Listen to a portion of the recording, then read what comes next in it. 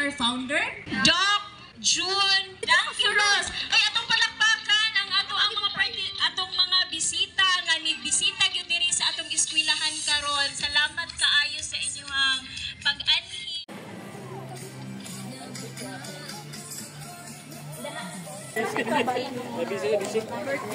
Surprise na ninyo. Pag-receive sa mga school supplies.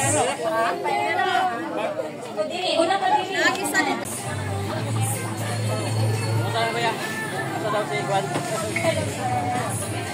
Before siguro na mag-receive sa atong mga supplies, no? Ato sa paminawon ang purpose sa atong mga bisita nga gianhi sila sa atong school o gipili gyud nila ang atong school.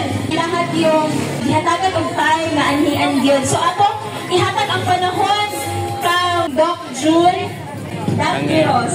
Okay ra sige ko. Okay po, magandang hapon po sa lahat po ng mga teachers nandito. Salamat po sa mainit na pagbati at sa pagdating po namin dito sa inyo. At ganoon din po sa Lady Dragon Eagles Club at ganoon din po sa Caragasor Dragon Eagles Club.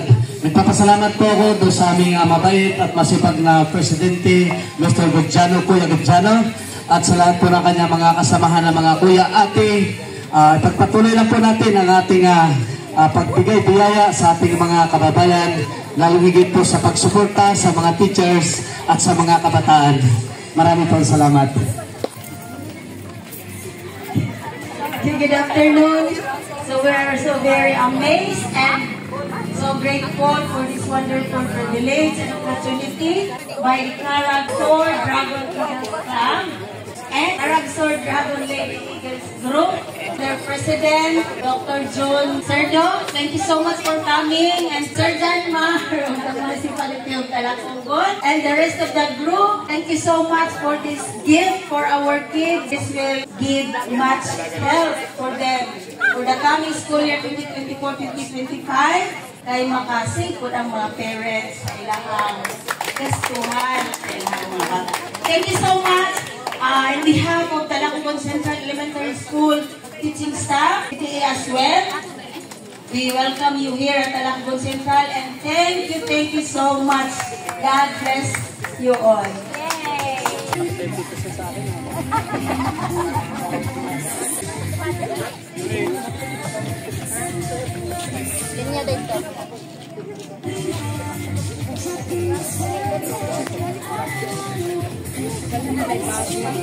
So again, salamat kaayo Caragasor Dragon Eagles Club and Caragasor Dragon Lady Eagles Group sa among mga na-receive na mga school supplies. Salamat kaayo Doc Chaga and kumapalamin niha sa atong mga supplies because on Friday naatay ipangdugang gihapon nga mga supplies.